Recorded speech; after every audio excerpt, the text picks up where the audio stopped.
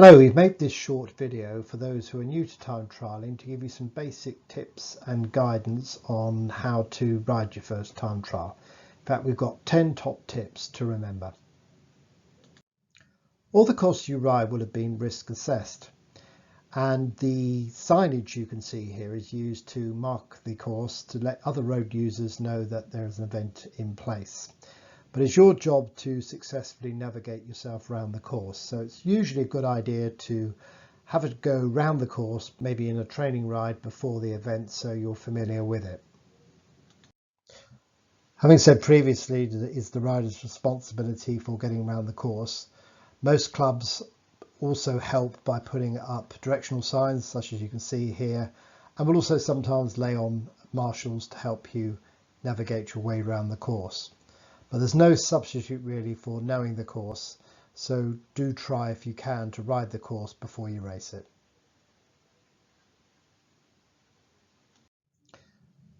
Time trials in this country are run by an organisation called Cycling Time Trials, and one of their key rules is about use of lights.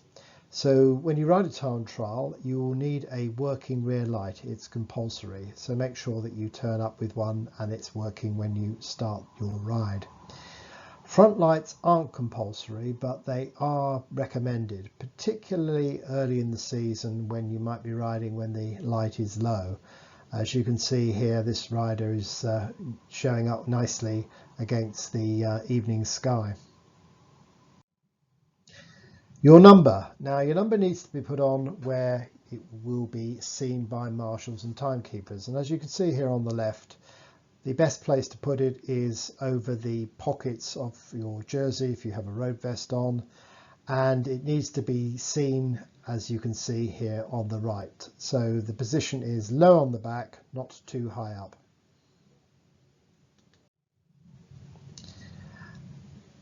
Key rule is no U-turns at the start or finish. The timekeepers will be looking out for this, and if you make U-turns around the start or finish area, you could be disqualified from the event. So please do remember this.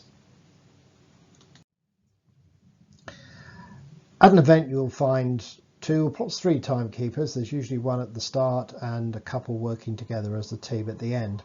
And it's important to remember that these jobs require concentration, so whilst these guys are not unfriendly, please try not to make conversation with them at the start, and please do not go back to try and speak to them at the end. Your time will be brought to you at the event headquarters or perhaps displayed on the club's social media feed, but try not to speak to the timekeepers and put them off what they're doing.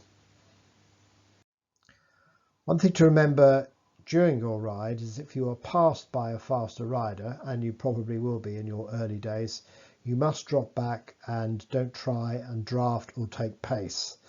A time trial is a solo ride, and if you pass by another rider, you must drop back probably about 50 meters and not try and burn them up.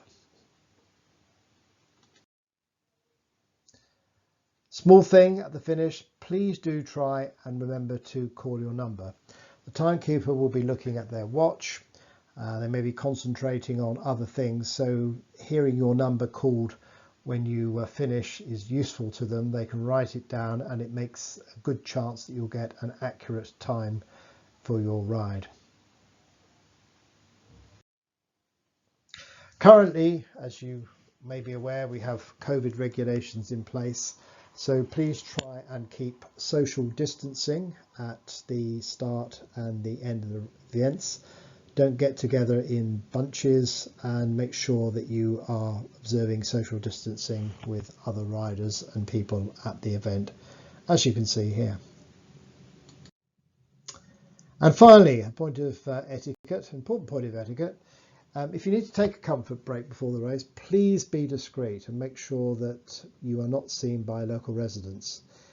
This has caused problems at events in the past, and so please make sure if you go behind a bush, you go behind a bush. So those are just some of the main fundamentals. The final thing to remember is that you must keep your head up at all time. Make sure that you have a clear view of the road ahead. Keep safe and enjoy a great ride.